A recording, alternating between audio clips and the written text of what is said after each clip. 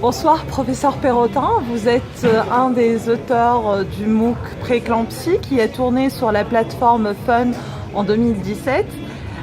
Nous allons avoir une entrevue pour que vous nous donniez votre point de vue de clinicien lors de la préparation de ce MOOC. Donc ma première question est, quel a été l'instigateur qui a eu cette idée du MOOC Préclampsie? Alors bonsoir, effectivement c'est une idée de groupe en fait, c'est pas l'idée d'une seule personne mais celle d'un groupe de médecins qui travaillaient sur le dépistage de la prééclampsie. On va dire que le leitmotiv qui nous avait rassemblés initialement était l'envie de développer de nouvelles méthodes de dépistage et de diagnostic de la prééclampsie. Et chemin faisant, on s'est aperçu que les gens étaient finalement assez peu informés sur ces nouvelles modalités de dépistage qui intégraient en particulier des marqueurs angiogéniques de la prééclampsie. Et de là est venue l'idée de faire dans un premier temps ce qu'on voulait être une brochure, et puis l'idée a grandi, si je puis dire, pour évoquer la possibilité de faire quelque chose de plus large, de plus moderne, de plus interactif, comme un MOOC. Alors quel était le public cible en fait de ce MOOC? Alors, le public est très large, un public de professionnels, c'est-à-dire qu'on s'est d'emblée pas positionné sur l'idée d'une vulgarisation grand public, mais plutôt d'aller toucher les professionnels, l'ensemble des professionnels de la périnatalité.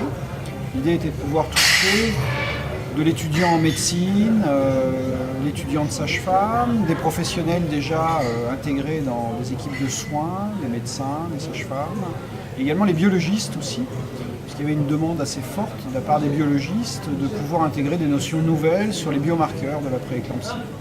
Donc vous, en tant que clinicien et en tant que praticien qui êtes habitué à la forme du livre, parce que vous avez été auteur de plusieurs chapitres dans plusieurs livres de gynéco-obstétrique, quelle a été du point de vue pédagogie votre participation ou l'effort que vous avez dû consentir pour moduler votre approche pour transmettre l'information dans le cadre d'un MOOC en fait?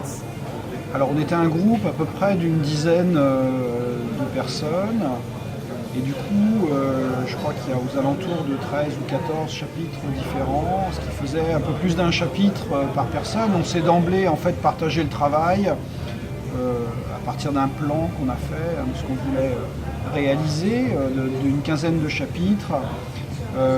Mais je dirais que le partage a été assez facile.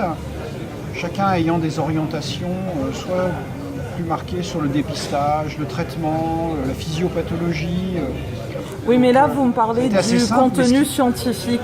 Moi, je pose la question, comment est-ce que vous avez adapté ce contenu scientifique-là à la plateforme elle-même et à la forme du MOOC qui est la capsule vidéo? Est-ce que ça a été facile de passer du support PowerPoint ou bien papier, article, au support vidéo? Quels ont été pour vous les principales challenges et les principaux enjeux?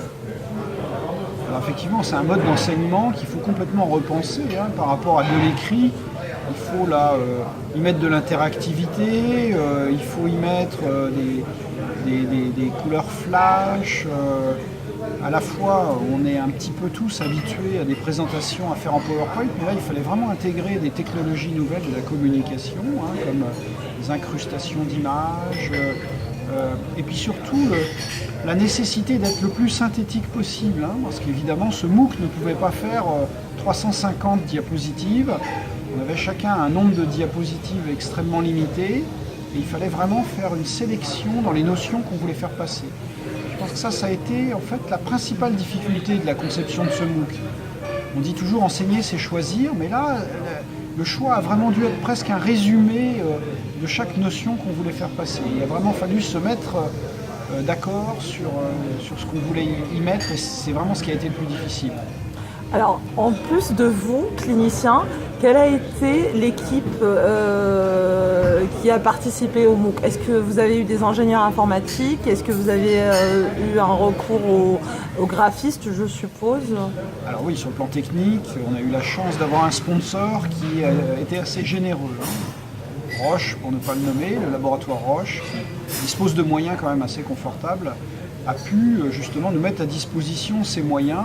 Nous, on a fourni les diapositives, chacun a fourni ses diapositives, et par exemple, toutes les diapositives ont toutes, une à une, été refondues pour qu'une charte graphique puisse vraiment permettre une continuité dans l'enseignement de ce MOOC, pour que des technologies qu'on ne maîtrise nous pas du tout, comme le fait de mettre des incrustations d'orateurs à l'intérieur des diapositives, on a pu bénéficier effectivement de tout le studio de prise de vue de Roche, avec donc un professionnel de l'image qui est venu nous filmer sur fond bleu, vous savez, un peu comme pour la météo, hein, avec donc des trucages photographiques habituels pour pouvoir nous intégrer à l'intérieur des diapositives. Donc, et là, après, c'est une vraie découverte, évidemment.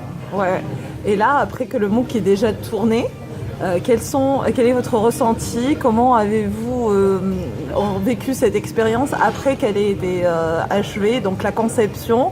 Après, ce MOOC a été suivi par des apprenants.